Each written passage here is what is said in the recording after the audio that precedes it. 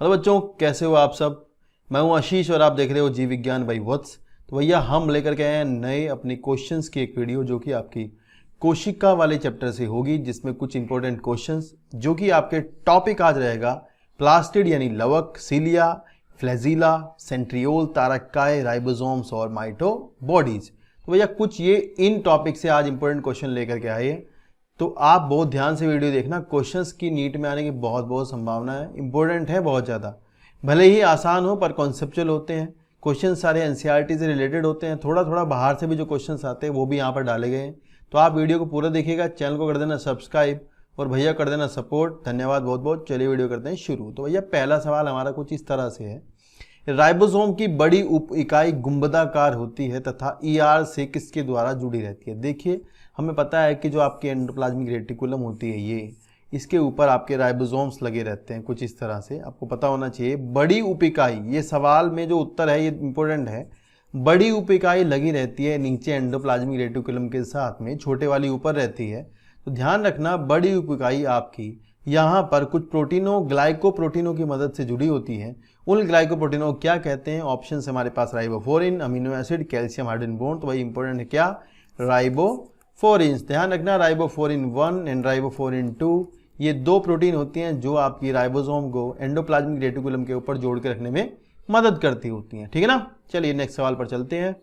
Next सवाल है, जीवाणु राइबोसोम्स कहलाते हैं। जीवाणुओं में राइबोसोम्स को आप क्या कहते होते हो? ये सवाल है हमारा। आपको पता होगा कि यार जीवाणुओं के अंदर ये आपका एमआरएनए होता है, जब आपके एमआरएनए पर प्रोटीन बनाई जा रही होती है तो उस समय पर आपके राइबोसोम्स जो होते हैं वो कुछ इस तरह से जीवाणु के ऊपर लगे रहते हैं। लाइक मतलब बहुत सारे राइबोसोम एक साथ आपके एमआरएनए के ऊपर लगे हुए आपको दिखाई देंगे, जिससे कि प्रोटीन जो है वो जल्दी से एक ही प्रोटीन की बहुत सारी कॉपी बन जाए।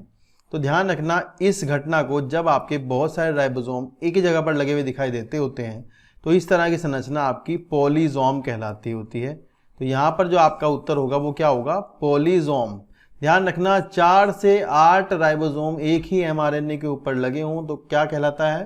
पॉलीजोम कहलाता है। चलिए नेक्स्ट सवाल की ओर चलते हैं।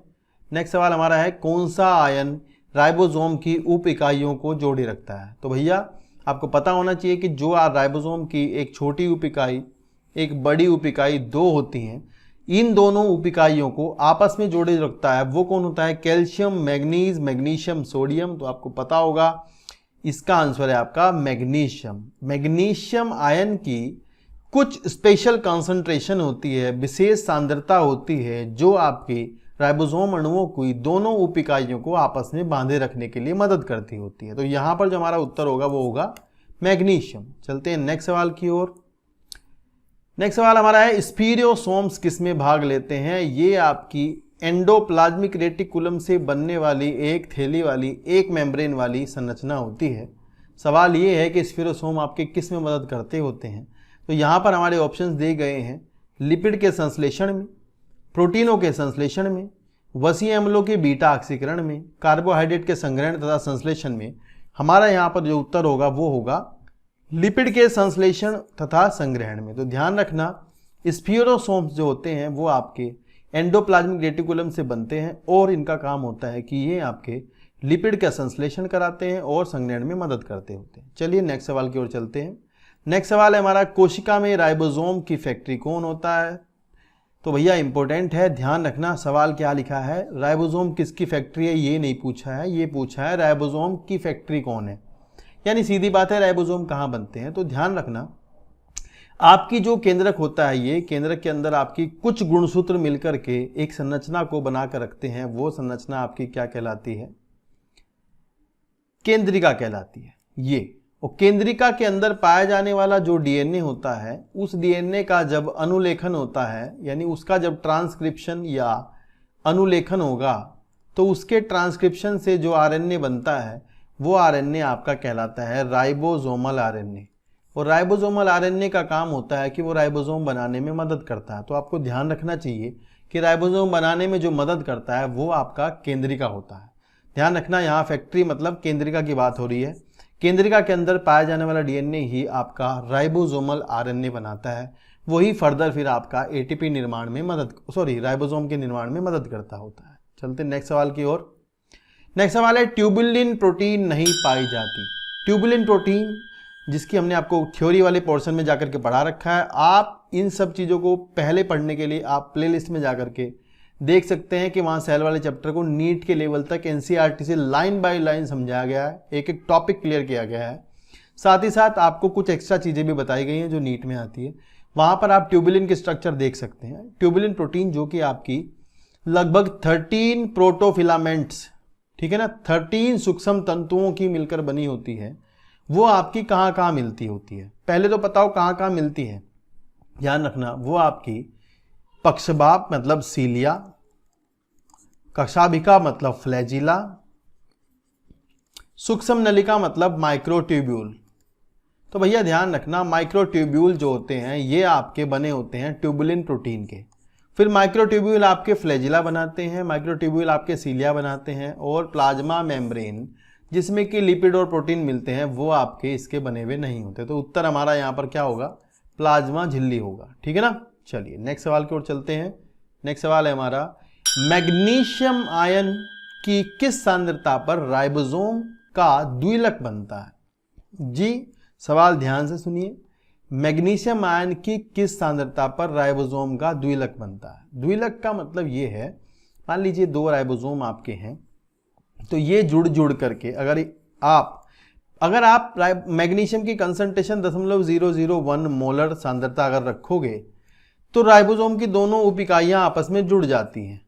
लेकिन अगर आप सांद्रता को 0.001 से बढ़ा दोगे, अगर सांद्रता इससे ज़्यादा कर दोगे, तो आपके 2 राइबोसोम आपस में जुड़ करके द्विलक हो जाते हैं। द्विलक को इंग्लिश में कहते हैं डाइमर। ध्यान रखना, जब डाइमर हो जाता है तो ये 120S हो जाता है। ये सवाल पूछा जाता है, तो इसका उत्तर आपका होगा बढ़ाने पर 0.001 मोलर पर तो ये एक ही यूनिट के एक ही राइबोसोम की दोनों इकाइयां जुड़ती हैं। तो भैया यहाँ सबसे बड़ी हुई कंसंट्रेशन आपकी 0.10 मोलर है। तो ये इसका उत्तर होगा, जिस पर कि जो राइबोसोम्स होते हैं वो जुड़कर द्विलक बनाते हैं। ठीक है ना। चलिए नेक्स्ट सवाल की ओर चलते हैं। नेक्स्ट सवाल है, पेरोक्सिसोम किस क्रिया से संबंधित होते हैं। भाई पेरोक्सिसोम आपके किससे संबंधित होते हैं। पेरोक्सिसोम को आप प्रकाश संश्लेषण वाले चैप्टर में पढ़ोगे, वहाँ आपको पढ़ाऊंगा कहाँ पर काम आते होते हैं। यहाँ आप ध्यान रखना, क्योंकि ये कोशिका वाला चैप्टर है तो कोशिकांग होता है, तो आपको यहाँ बता देता हूँ। प्रकाशीय श्वसन जब आप पढ़ोगे प्रकाश संश्लेषण वाले चैप्टर में जाकर के, उसमें आप हाइड्रोजन पेरोक्साइड के विघटन के लिए कुछ एंजाइम इसके अंदर पाए जाते हैं। ये टॉपिक वहाँ पर जाकर के आपका क्लियर हो जाएगा। अभी आपको याद रखना है पेरोक्सिसोम। इंपॉर्टेंट एक बात बताऊं, कभी भी पेरोक्सिसोम का सवाल आता है तो उसका उत्तर यही होता है, प्रकाशीय श्वसन। मतलब नहीं याद आए कुछ तो आप सीधा ठोक दो, पेरोक्सिसोम मतलब प्रकाशीय श्वसन, वही ऑप्शन लगा देना। ठीक है। बाकी कभी कभी सवाल आता है इसमें कौन से एंजाइम होते हैं, तो इसमें कैटालेज एंजाइम पाया जाता है। बहुत इंपॉर्टेंट है, पूछ लेते हैं कई बार कौन सा एंजाइम होता है। पेरोक्सीडेज भी होता है, कैटालेज भी होता है, वो वहाँ पर पढ़ाऊंगा आपको। ठीक है। चलिए नेक्स्ट सवाल देखते हैं। नेक्स्ट सवाल है, लवक जो वसा तथा तेल का संग्रह करते हैं। बहुत आसान सवाल है। वो लवक आपके जो वसाओं को, तेल को संग्रहित करते हैं। एल्यूरोप्लास्ट आपके क्या संग्रहित करते हैं, प्रोटीन करते हैं। अमाइलोप्लास्ट आपके कार्बोहाइड्रेट स्टार्च को करते हैं। ईटियोप्लास्ट ये ईटियोप्लास्ट आपका यहाँ पर ईटियो नहीं होना चाहिए था, ये इलायोप्लास्ट होना चाहिए था। वसा या तेल का जो संग्रह करते हैं वो ईटियो नहीं होते, इलायोप्लास्ट होते हैं। ये इलायोप्लास्ट ही यहाँ पर हमारा उत्तर होगा। ब्लेफेरोप्लास्ट आप कहते हो फ्लैजिला की जो आधार काय होती है, उसी आधार काय को, बेसल बॉडी को आप क्या कहते होते हो, ब्लेफेरोप्लास्ट। तो ये पहले वाले प्रोटीन, स्टार्च और इलायोप्लास्ट जो होते हैं वो आपके वसाओं का संग्रहण करते होते हैं। ठीक है। चलिए नेक्स्ट सवाल की ओर चलते हैं। नेक्स्ट सवाल है, जालिकावत हरित लवक पाया जाता है। बहुत इंपॉर्टेंट है। वैसे तो टाइप्स ऑफ क्लोरोप्लास्ट होते हैं, अलग अलग तरह के, एल्गी में मिलते हैं, शैवालों में बहुत तरह के मिलते हैं, अलग अलग शेप के मिलते हैं। उनमें से जो इंपॉर्टेंट होता है वो आपका होता है ये जालिकावत। इंग्लिश में कहते हैं रेटिकुलेट। क्या कहते हैं, रेटिकुलेट। रेटिकुलेट टाइप का क्लोरोप्लास्ट कहाँ पर देखने को मिलता है, आपका आंसर होता है ऊडोगोनियम। ध्यान रखना, ऊडोगोनियम में जालिकावत हरित लवक पाया जाता है। अलग अलग इन सब में अलग अलग मिलता है। जैसे स्पायरोगायरा में स्पाइरल शेप का मिलेगा, क्लेमाइडोमोनास में कप शेप का मिलेगा। ठीक है। इसी तरह आपका ऊडोगोनियम में रेटिकुलेट टाइप का यानी जालिकावत प्रकार का हरित लवक मिलता होता है। ये ध्यान रखना, ठीक है ना, इंपॉर्टेंट है, कभी कभी पेपर में आ जाते हैं। नेक्स्ट सवाल है आपका, पैलाडे के कण कौन है? ध्यान रखना, पैलाडे ने आपकी जंतु कोशिकाओं के अंदर राइबोसोम को ढूंढा था। राइबोसोम को पैलाडे ने जंतु कोशिकाओं में ढूंढा। तो कभी कभी सवाल पूछते हैं पैलाडे के कण कौन है, तो बच्चे को लगता है पता नहीं क्या पूछा है, तो आपका उत्तर होता है राइबोसोम्स। राइबोसोम्स ही आपके पैलाडे के कण होते हैं और कुछ नहीं होता, ठीक है। नेक्स्ट देखते हैं। नेक्स्ट सवाल है, टमाटर व मिर्ची का लाल रंग किसके कारण होता है? तो भैया टमाटर और मिर्ची का जो लाल रंग होता है वो आपका कैरोटिनॉइड्स के कारण होता है। पहली बात तो ये, क्रोमोप्लास्ट मतलब वर्णी लवकों के कारण होता है, उसमें भी आपके क्या होते हैं, कैरोटिनॉइड, उनके कारण होता है। तो इसमें से आपका जहां भी कैरोटीन है वो लगा देंगे। देखो ध्यान से सुनना, हरित लवक में लाइकोपीन गलत, क्योंकि हरित लवक में तो होता नहीं है। वर्णी लवक में जेंथोफिल, जेंथोफिल भूरे रंग का होता है, गलत। वर्णी लवक में लाइकोपीन, अवर्णी लवक में एंथोसाइनिन, तो अवर्णी लवक तो मतलब गलत, तो उत्तर हमारा हुआ वर्णी लवकों में लाइकोपीन। सवाल नंबर नेक्स्ट क्या है? सवाल आएगा टमाटर में कौन सा कैरोटिनॉइड मिलता है? आपका उत्तर होता है लाइकोपीन। सवाल आएगा लाल मिर्च में कौन सा कैरोटिनॉइड होता है? आपका उत्तर है लाइकोपीन। यहां भी आपका उत्तर क्या है? लाइकोपीन। तो आपको पता होना चाहिए कि लाइकोपीन जो होता है वो आपका एक कैरोटिनॉइड होता है, ठीक है। कैरोटिनॉइड जो होते हैं वो आपके कार्बन और हाइड्रोजन कंटेनिंग, मतलब कार्बन हाइड्रोजन से बने हुए आपके वर्णी पदार्थ होते हैं जो कलर देते होते हैं, अलग अलग तरह के होते हैं। यहां पर आपका उत्तर लाइकोपीन होगा, ठीक है। चलिए नेक्स्ट सवाल की ओर चलते हैं। नेक्स्ट है आपका एंथोसाइनिन वर्णक किसमें पाया जाता है? ध्यान रखना भाई, एंथोसाइनिन आपका पर्पल कलर देने वाला, पुष्पों को पर्पल कलर देने वाला, वॉयलेट रंग देने वाला आपका वर्णी पदार्थ होता है, कलर देता है, जो कि जल में घुलनशील होता है। ये सवाल इसका बहुत ज़्यादा आता है पेपर में कि भाई जल में घुलनशील वर्णी पदार्थ कौन सा है? तो आपका उत्तर होता है एंथोसाइनिन।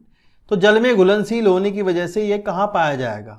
क्रोमोप्लास्ट में, वर्णी लवकों में नहीं, अमाइलोप्लास्ट में नहीं, कोशिका द्रव्य में नहीं, ये आपका मिलता है सेल सैप में। सेल सैप होता है आपका रिक्तिका रस। रिक्तिका रस मतलब जो आपकी रिक्तिका होती है, बड़ी सी वैक्यूल होती है, उसके अंदर मिलता होता है। ये ध्यान रखना, ठीक है, इंपॉर्टेंट सवाल है, जल में घुलनशील वाला पूछा जाएगा। कहाँ मिलता है? रिक्तिका रस में मिलता है। ओके नेक्स्ट देखते हैं। नेक्स्ट सवाल हमारा है, प्रोकैरियोटिक राइबोसोम 70S होते हैं, इसमें S का क्या अर्थ होता है? तो भैया इसका S जो होता है इसका अर्थ होता है सेवर्डबर्ग यूनिट। आप ध्यान रखना, जो कि घनत्व और आकार नापने का काम करती है। जैसे किलोग्राम होता है, ग्राम होता है, इसी तरह यहाँ पर राइबोसोम्स का जो घनत्व है और जो आकार है, साइज है, उसको नापने के लिए जो होता है वो आपका होता है सेवर्डबर्ग यूनिट। ये आप याद रखिएगा, एस का मतलब होता है सेवर्डबर्ग यूनिट, या अवसादन गुणांक को मापने की इकाई है। सेडिमेंटेशन कॉफिशिएंट को मापने की इकाई होती है, ठीक है। चलिए, सेंट्रियोल में सूक्ष्म नलिकाओं की क्या व्यवस्था होती है? बहुत आसान सवाल है। सेंट्रियोल आपका कार्ट व्हील, जैसे आपकी जो घोड़ा बुग्गी या जो बुग्गी होती है, मतलब जो जो जो जो आपकी घोड़े से चलती है जो कार्ट, लाइक उसका जो व्हील होता है, पहिया जो होता है, उसकी शक्ल होती है उसकी। तो उसके अंदर आपको कैसा अरेंजमेंट मिलता है? ध्यान रखना, उसमें आपको किनारों पर 9 ट्रिपलेट होते हैं, इस तरह से सूक्ष्म नलिकाओं के बने हुए 9 ट्रिपलेट मिलते हैं, और सेंटर पे कुछ भी नहीं मिलता है। सेंटर पे एक प्रोटीन का हब होता है। तो यहाँ पर आपका 9+0 अरेंजमेंट होता है। अगर आप जाओगे कहाँ पर, फ्लैजिला में, कशाभिका जिसे कहते हैं, वहाँ पर आपका अरेंजमेंट होता है 9+2। यहाँ आपका अरेंजमेंट होता है 9+0। तो ये इंपॉर्टेंट सवाल है, ध्यान रखना। और जीवाणुओं में ऐसा कुछ नहीं होता, गलती से भी जीवाणु में नहीं लगा देना ये, ठीक है। नेक्स्ट सवाल हमारा है, निम्न में से कौन सा एंजाइम परऑक्सीसोम में पाया जाता है? भैया देखियो क्या लिखा है, कौन सा एंजाइम परऑक्सीसोम में मैट्रिक्स में पाया जाता है? तो भाई ध्यान रखना, मैंने अभी बताया पीछे आपको, परऑक्सीसोम के अंदर पाया जाने वाला एंजाइम जो होता है वो आपका कैटालेज होता है और परऑक्सीडेज। तो ये इंपॉर्टेंट है, बहुत ज़्यादा पढ़ेंगे हम जाकर के प्रकाश संश्लेषण वाले चैप्टर में। यहाँ पर हमारा आंसर होगा कैटालेसिस और peroxidases. They both are, sorry Hindi में बोलना है, ये दोनों एंजाइम आपके पाए जाते हैं परऑक्सीसोम के अंदर। खूब इंपॉर्टेंट एंजाइम है। एक सवाल इसका और आता है कि कैटालेज के अंदर कौन सा आयन होता है? तो आयरन होता है। बहुत ज़्यादा पूछा जाता है कैटालेज कौन सा आयन रखता है, तो आपको याद रखना है आयरन रखता है। ठीक है, नेक्स्ट सवाल देखते हैं क्या है। नेक्स्ट है सीलिया और फ्लैजिला उत्पन्न होते हैं। सीलिया और फ्लैजिला कहाँ उत्पन्न होते हैं, कैसे उत्पन्न होते हैं भैया? सवाल है आधार काय से, आधार कणिकाओं से, ब्लेफेरोप्लास्ट से, उपरोक्त सभी से। तो भाई आपको पता होना चाहिए सीलिया और फ्लैजिला के दोनों की आधार काय होती है, और आधार काय को ही बेसल बॉडी, बेसल ग्रेन्यूल और ब्लेफेरोप्लास्ट कहते हैं। ये तीनों नाम बेसल बॉडी आधार काय के ही हैं, जो कि आपकी फ्लैजिला बनाती है और सीलिया भी बनाती है। तो उत्तर आपका होगा उपरोक्त सभी। चलते हैं नेक्स्ट सवाल की ओर। नेक्स्ट है माइटोप्लास्ट। तो ये थोड़ा सा बाहर का सवाल था, मैंने डाल दिया ऐसे ही ताकि आपको याद रहे। देखिए आप अगर किसी कोशिका के, मान लो ये पादप कोशिका है कोई, इस पादप कोशिका के अंदर ये जीव द्रव्य कला है। यदि आप इस पादप कोशिका की कोशिका भित्ति को हटा दोगे, यदि आप पादप कोशिका की कोशिका भित्ति को हटा देते हो, तो आपके पास जो बचता है ना सामान जीव द्रव्य कला के साथ में, वो आपका प्रोटोप्लास्ट होता है, प्रोटोप्लास्ट। इसी तरह यदि आप माइटोकॉन्ड्रिया की बाहर वाली मेम्ब्रेन को हटा दोगे, तो आपके पास जो बचेगा ना वो आपका होगा माइटोप्लास्ट। तो ये लिखा है बाहरी झिल्ली रहित, सॉरी यहाँ पर ऑप्शन में नहीं है, आपका लिखा नहीं गया, माइटोकॉन्ड्रिया यहाँ पर होना चाहिए था।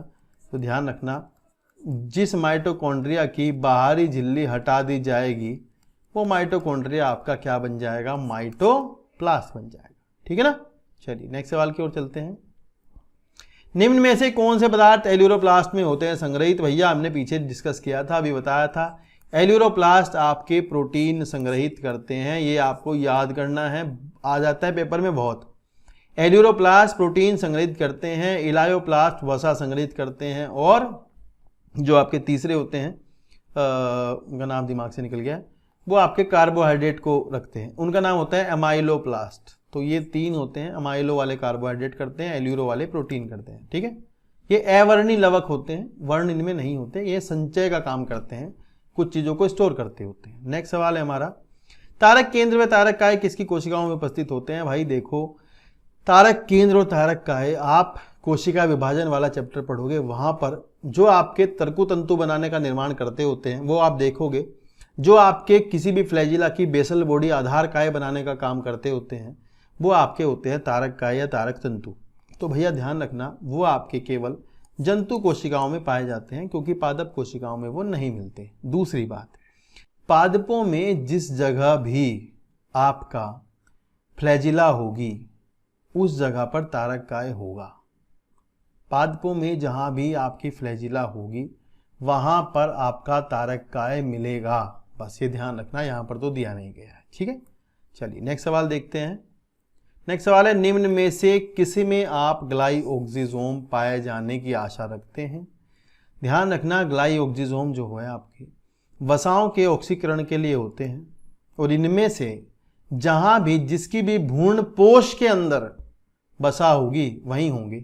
तो जिसकी भ्रूणपोष में वसा होगी वो यहाँ पर गेहूं तो नहीं होता।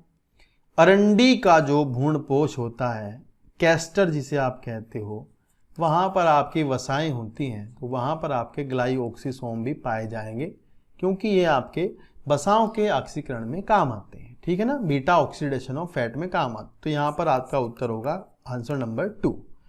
तो ये हमारे कुछ 8 इंपॉर्टेंट क्वेश्चंस थे जो कि आपके थे चैप्टर नंबर कोशिका वाले से। एक वीडियो क्वेश्चंस की ओर आएगी जिसमें इससे अगले वाले पार्ट के क्वेश्चंस होंगे।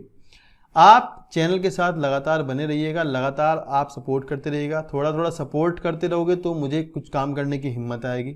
ठीक है ना, मैं आपके लिए बहुत अच्छे से काम करने वाला हूँ, बस आप थोड़ा सपोर्ट करते रहिएगा। वीडियो लगातार आपको मिलती रहेगी, 12th की भी, 11th की भी और क्वेश्चंस की भी लगातार आती रहेगी। वीडियो को पूरा देखना, जब भी देखना, कोई दूसरा वीडियो देखो तो भी पूरा देखना, तभी आपको कॉन्सेप्चुअल क्लैरिटी आएगी।